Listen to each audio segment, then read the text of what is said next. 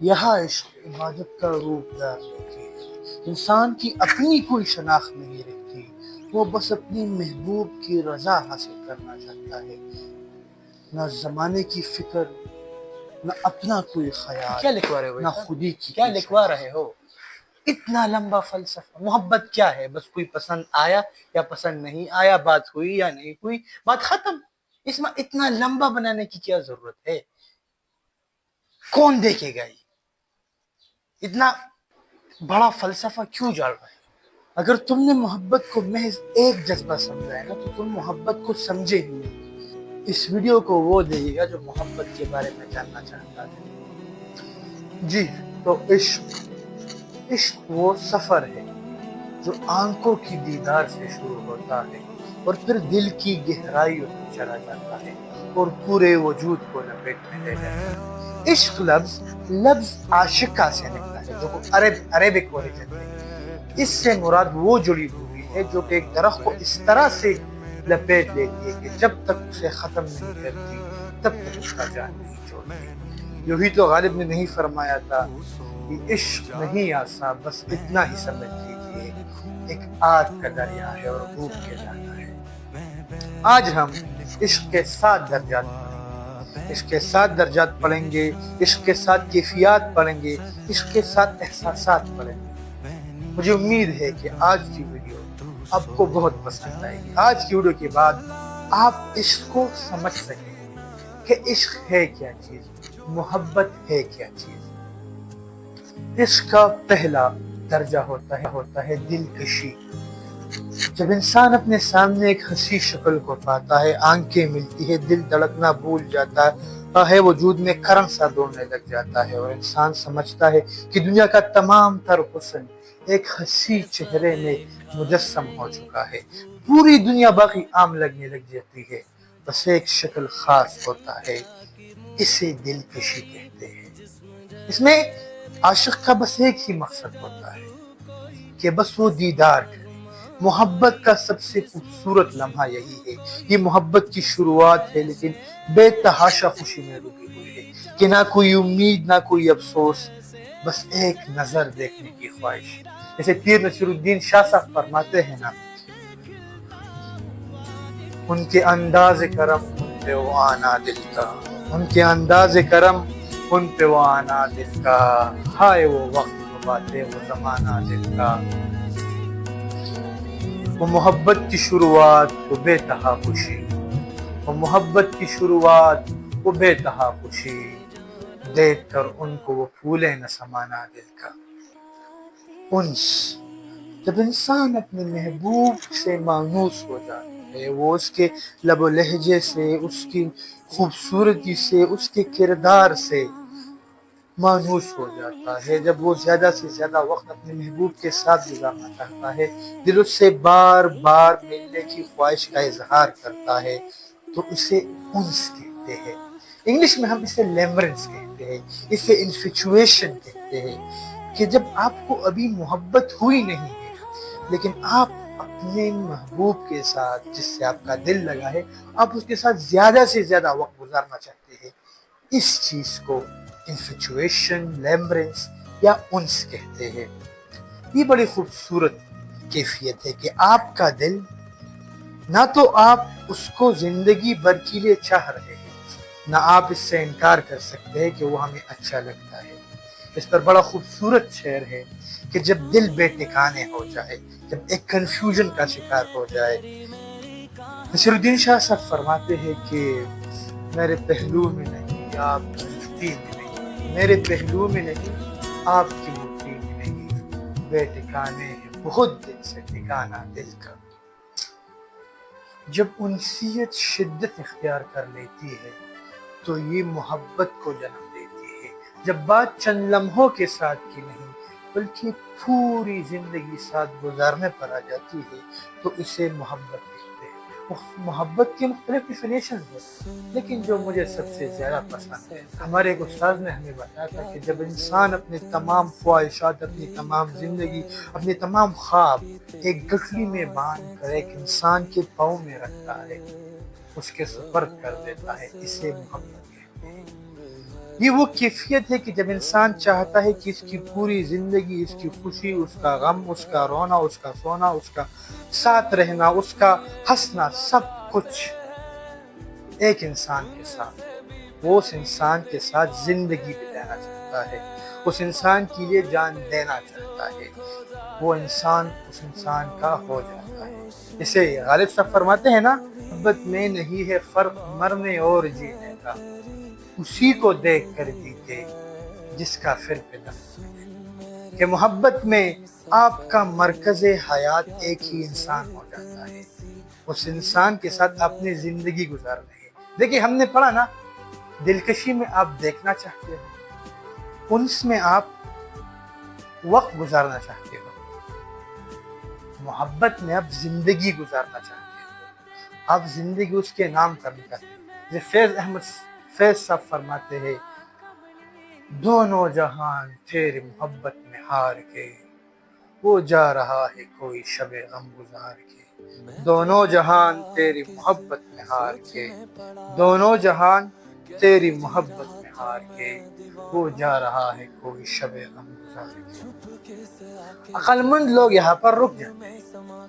یہاں پر ہمارے جیسے لوگوں کا، عام انسانوں کا محبت کا فلسفہ، عشق کا فلسفہ یہی تک ہے۔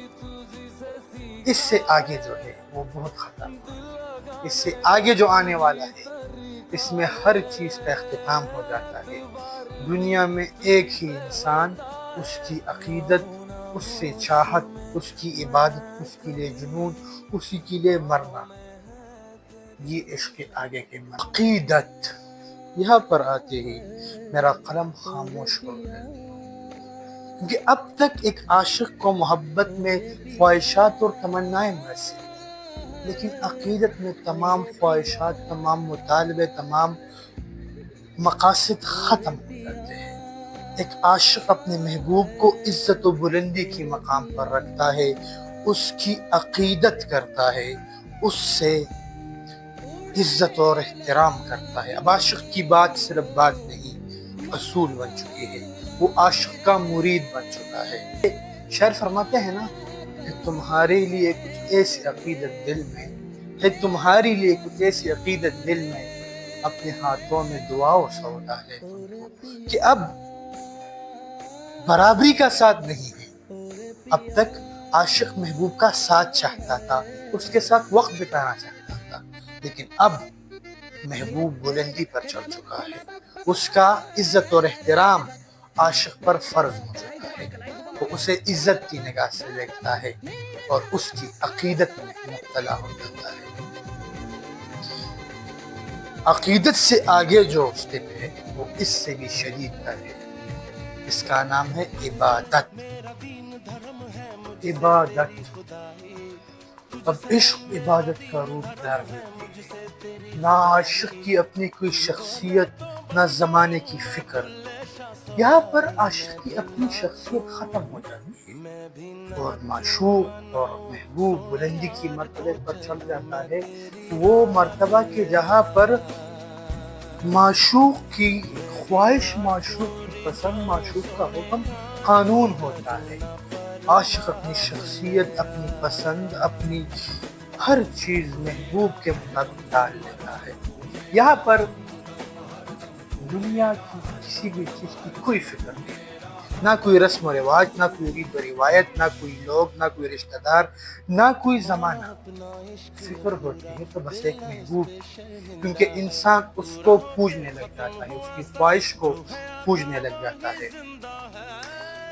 یہاں پر اس کیفیت کو ایک بڑا خوبصورت شعر ہے جو اس کو ڈیفائن کرتا ہے کہ اس کی یاد آئی ہے سانسو ذرا آہستہ چلو، اس کی یاد آئی ہے سانسو ذرا آہستہ چلو، دل دھڑکنے سے بھی عبادت میں خلل پڑا۔